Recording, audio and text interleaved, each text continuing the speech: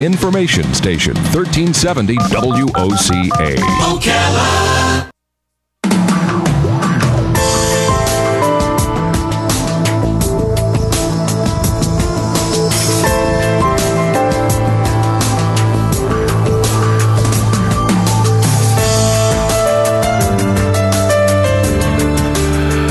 All right, 25 minutes before 10 o'clock. Thank you for tuning in. Nice looking day out there, isn't it? You know, we just spoke to a guy who seemed to have a lot of wisdom and a lot of philosophical beliefs that I would agree with. And, you know, when you read the writings of people throughout history who have had profound philosophical beliefs, and you really get into those beliefs, whether it's somebody contemporary like maybe a songwriter or a filmmaker, or somebody from history, whether it's Thomas Jefferson or Socrates or anybody, right? A lot of people will quote those people, and they will say, you know, I really believe in what this guy has written. I really believe in what they say. When the name Jesus comes up, however, it always astounds me when you speak to somebody. Oh, I don't believe in Jesus.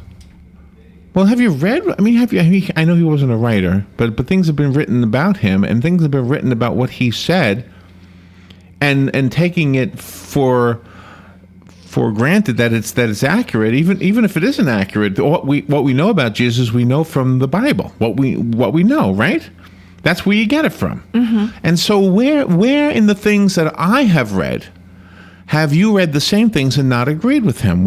This will be like the conversation I would have with somebody who says, "Oh, I don't believe in Jesus." So I had a conversation one time with a guy who told me he was agnostic and probably soon going to be atheist. I said, so in other words, you're not sure there's no God or there is a God. That's agnostic. But pretty soon, you feel pretty confident that soon you'll make up your mind that you know for a fact there is no God. Yes. Even people who believe in God say, I can't swear to it, but I think there is. Right. All right. So I said, well, what about this? Let's not go there. That's kind of deep. Let's go to Jesus himself. Do you believe in Jesus? No, I don't believe in Jesus. Well, what don't you believe in? What did he say that you don't agree with? And there's like no answer. They have no clue. Mm-hmm. Anyway, you know, when you're trying to do the right thing, especially raise another human being, in other words, you have a child in your life and you're trying to raise that child to do what's right, it's often very comforting to know that there are some words out there, in my case, the words of Jesus, that really do help in trying to understand how you should live, what you should do, and how you should be. I'll be the first to tell you I'm not a biblical scholar in any way, but I have strong faith. And I'll also tell you there's a lot I don't know. Mm-hmm. There's a ton I don't know. Nathan B. Grant has contributed to us all already, and now he's done it again with his book. His book is called Someone That I Know. Let me tell you about Nathan. He is a veteran from the Vietnam War. That's enough right there. You don't need to do anything else. You've already contributed enough. He worked for IBM for 30 years. He worked building and operating computers, and he's also built homes. He's a skilled brick mason and a construction coordinator. And he's taken that, and he's made an observation about foundations, and he's written a book that is really very poetic, I guess you could say. It is called Someone That I Know. Nathan B. Grant wrote the book, and he asks this, or tells this in the sub notes, or at least the notes that were provided for me as the interviewer, why raising a child is like building a house. The foundation is everything. Nathan B. Grant, good morning to you, sir. Good morning, Larry. Where are you? Good. And yourself? I'm good, but where are you? Where are you located? I'm located in Poughkeepsie, New York. Poughkeepsie. Yeah. I know downtown Poughkeepsie, New York. I know Poughkeepsie. Now, where's your accent from? Where are you from? Actually, I was born in Newport News, Virginia, and at a very early age, my family moved to North Carolina. Okay, there it is. That's where I'm hearing. Now you find out where the accent comes from, right? Yeah, it doesn't sound like Poughkeepsie. It doesn't sound like a Poughkeepsie. Yeah. That's what people keep telling me. Yeah, you're not from here. You talk funny. Well, you don't talk funny to my ears because I love the Southern accent. And P.S., you don't write funny either, although The book is brief. It certainly says a lot. Yes, it does. Yes, it does. So tell me about yourself. It says you're a dad. You have children? Yes, I have 2 children, Loretta and Coretta. Yes, they one is works for the University of Columbus in New York City, and the other one is a pastry chef. Oh my goodness! So you have adult children. Yes, yes, oh, absolutely. Yes, well, I guess I can say my next birthday I'll be big 7-0, but I'm doing good, really good. Yes. So are you retired from being a brick mason or from IBM and all that? Yes, I am. Yes, I'm pretty much retired. I worked for IBM for 30 years, as you said, and I retired from IBM in 1994. Okay. And you knew what it was like growing up with a childhood for farming and picking cotton. It really wasn't very easy at all for you. Absolutely, was not. Yes, it was like it was hard work, and I'm the, I don't know if I mentioned, but I'm the youngest of 10 surviving siblings, and actually there was 12. I was told that one was born, stillborn, and the other one didn't live very long shortly thereafter. So I grew up in a quite large family, and back in the days, when I was able to big enough to work, I used to go in the fields and pick cotton, and it was like the going price at the time was 2 cents a pound. I don't know how long, how much is a pound of cotton, how big of a bundle it is, but it takes a long time to pick a pound of cotton. So you figure that one day I picked 50 pounds of cotton, so you do the math. So 2 cents a pound. So for the whole day. And talking about somebody proud, I was one of the proudest kids there was on earth. I picked 50 pounds of cotton, and I actually made $1. So if you figure it out, now you pick 50 pounds one day for figure out the whole week. How much did you make for the whole week? Yeah, wow. So and when okay, wow. So yeah, obviously you had humble beginnings. Yes. So truly blessed. To be where I am today. Now, can I ask? I mean, you have obviously a strong belief in Jesus, and when did that start for you? Oh, absolutely. I can tell you that, man. Well, first of all, I was lucky because my parents, we was like close-knit family, and 2 things that was mandatory for me and the kids was to go to Sunday school and to go to church. That's where all my belief came from. But when I really got older and my dad, I can say I was probably 10 years old. My dad sat me down one day. He says, Nate, he says, you're not supposed to be here. So I'm looking at what I'm thinking. I'm saying, well, if I'm not supposed to be here, where am I supposed to be? So he began to tell me that before I was born, the doctor told my mother, because she had bad so many children, please do not have any more children because you nor your baby will make it in this world. He said, you just wouldn't make it because of the structure of her body inside, But my dad, he didn't want 9 children. He wanted 10. So some kind of way, somehow, he convinced her to have 10 children. So this is when I was born. So that was my first time that I believed that God really had a plan for me.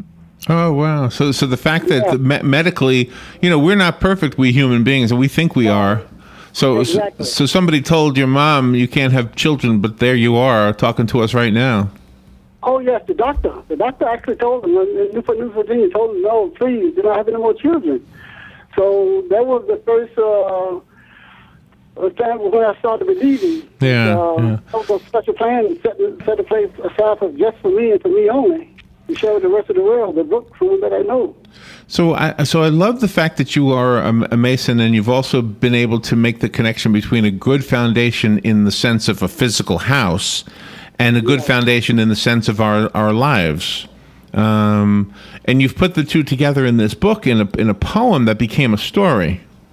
Yes, the poem was actually written when I was in Vietnam. Actually, I did quite a bit of writing over there, and that was one of the poems I wrote. And I've written quite a few poems, but this one kind of caught my eye, and I said, maybe I can convert it and make a book out of it, and you have to the fusion everywhere. Yeah. Yes, we need to take a little break, Nathan, but we'll be right back, and we'll talk more about the book. Again, it's called Someone That I Know, a picture book for young children. Why raising a child is like building a home. The foundation is everything. Nathan B. Grant is our guest, and we'll be right back with Nathan after we take a little break. This is The Source, WOCA Ocala. The weather is brought to you by myfwc.com. Safe boating is no accidents. It'll be partly sunny, very warm and humid today, high 86 to 90. Partly cloudy tonight. There may be a shower in spots late tonight near the coast, low 72 to 76. Tomorrow, some sun followed by clouds with a shower and thunderstorm around, mainly in the afternoon, high 85 to 89. Wednesday, partly sunny with a couple of showers and thunderstorms around, high 80 to 85. From the Florida Weather Center, I'm meteorologist Joe Lundberg.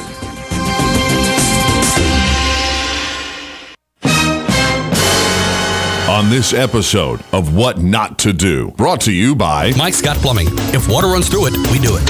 Honey, In here. are you tearing up the bathroom? I thought we agreed to let Mike Scott Plumbing handle this on Monday. Yeah, I know, but I got this. I watched a how-to video on YouTube. Oh, well. So instead of calling the professionals at Mike Scott Plumbing, who, by the way, do this for a living, and wait, is that a jackhammer? Yep, watch this. Let the master show you how it's done.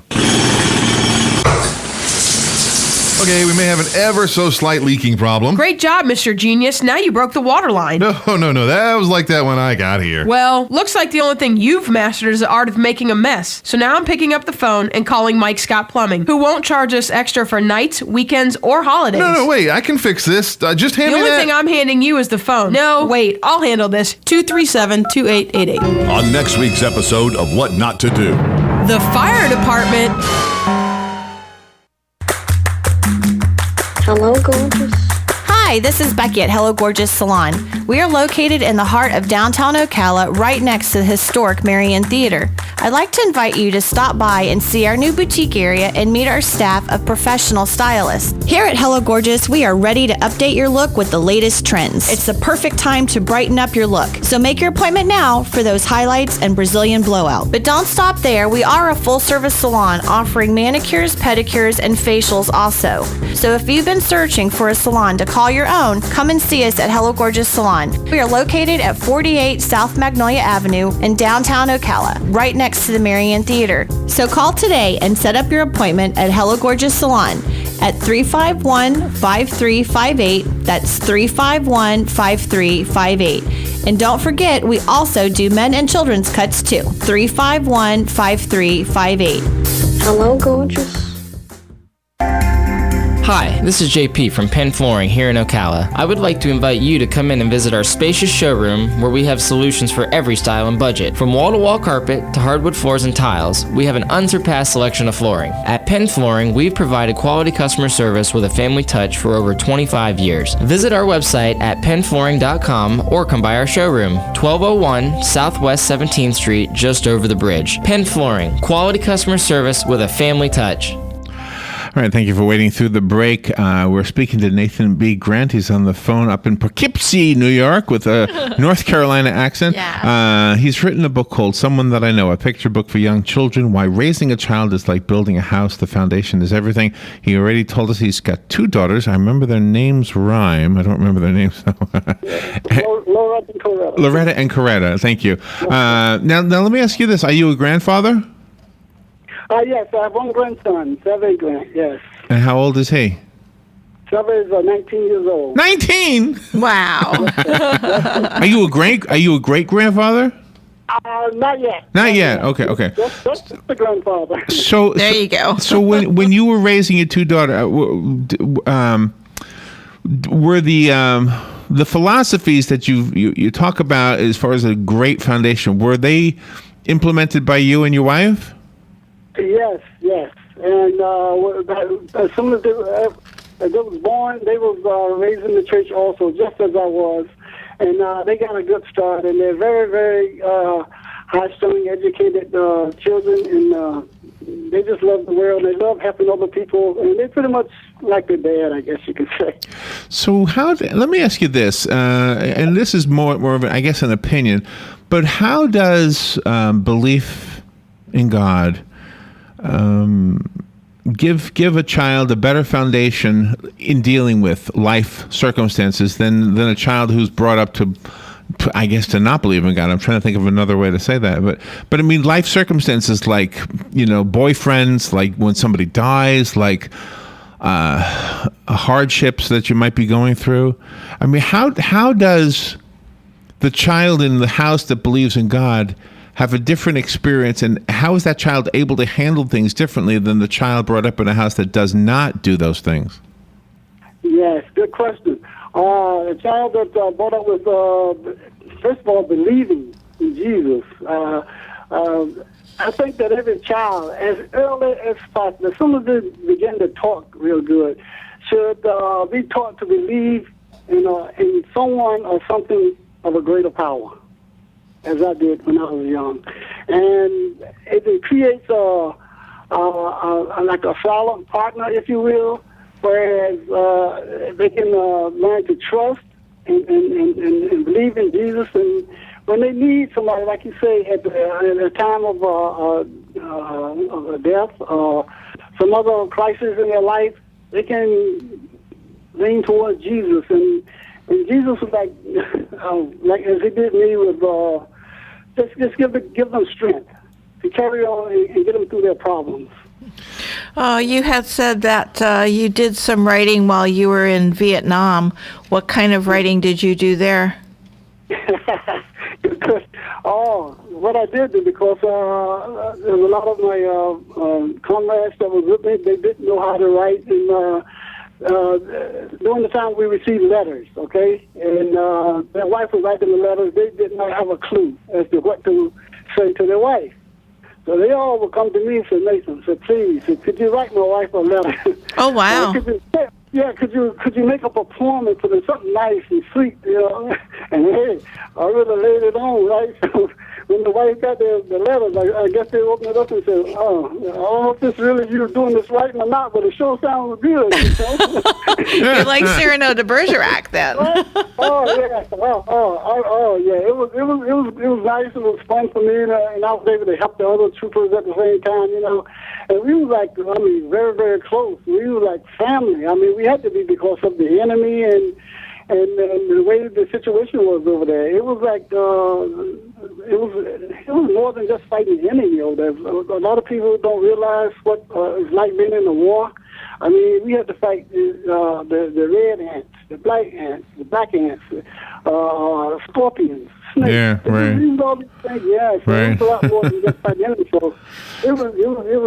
As they used to say, it was hell, yes. Nathan, I've often wondered when you're in a war situation like that, and you have a strong belief in God as you do, and you have to wonder the people firing at you, what do they believe? And I've often wondered if there was a way to be bulletproof and walk across that line and go over and sit with them and talk to them, and actually make sense to them in their ears. I wonder if we could somehow put an end to war with that. Yeah. It's not. I know it's very. What's the word people would call me right now? Pollyanna-ish or something. Mm-hmm. But I've often wondered that. Yes.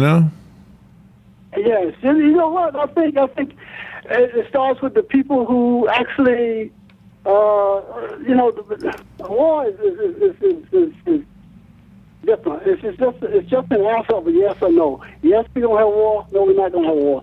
So what happens is the people that make that decision, the people that's in the war actually have no control over those decisions that they make to have war. No. Now, in my case, I was drafted, right? So 90% of the troops that are there in war probably doesn't want to be there, but they have to be. Right. They have to do the best they can, and that's why we were such close knit while we was there. Yeah, it is kind of strange. Every once in a while, there's a story that surfaces about an amazing, almost miraculous ceasefire or whatever, like on a Christmas holiday where nobody's fighting. It's kind of strange, isn't it? I think you've hit on something that we may have lost here in our world.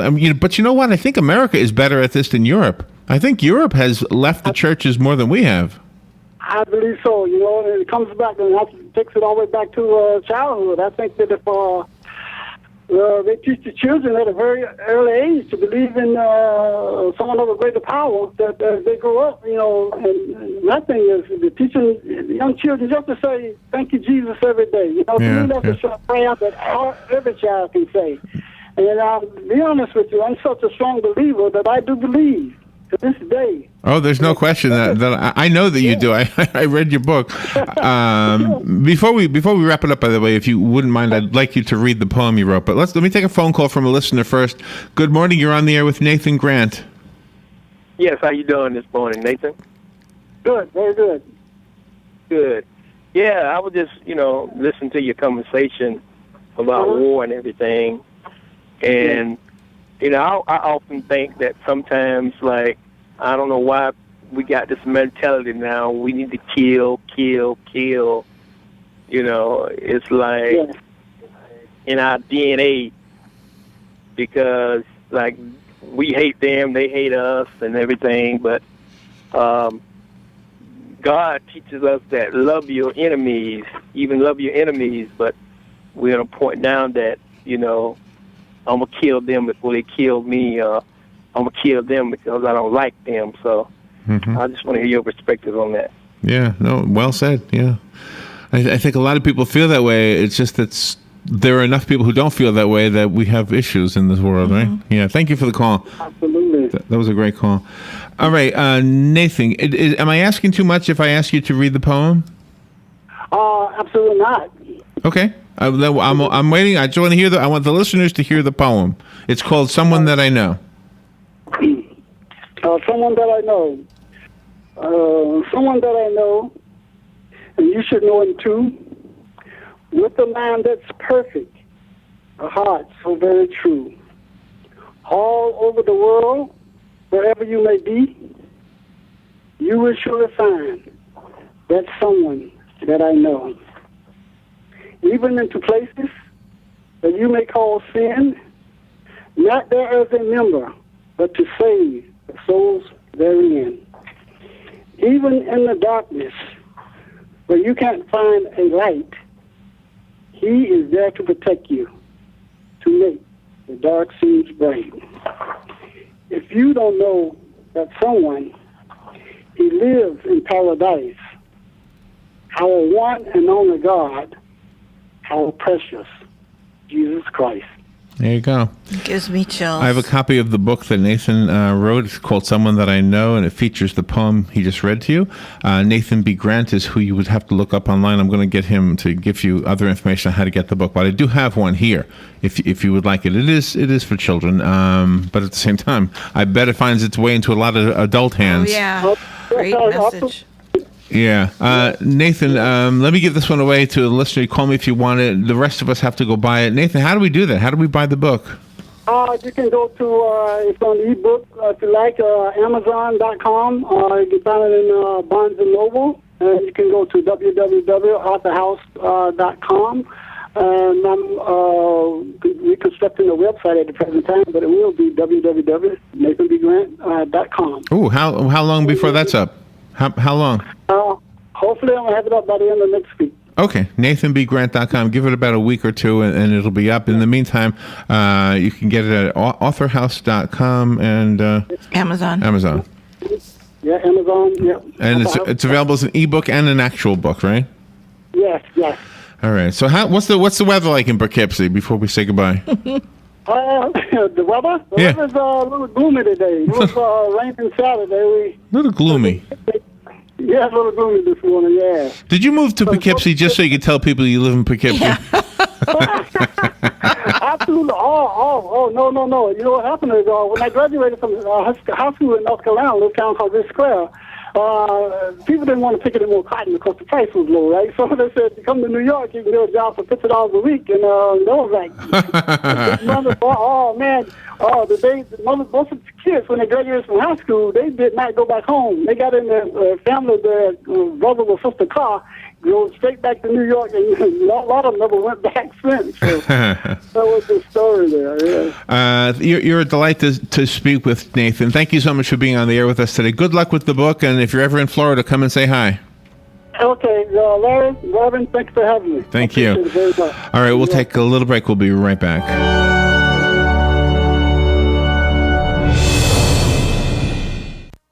Broadcasting from the Paddock Mall Studios, this is WOCA, Ocala, Gainesville, The Villages, 1370 AM, 90.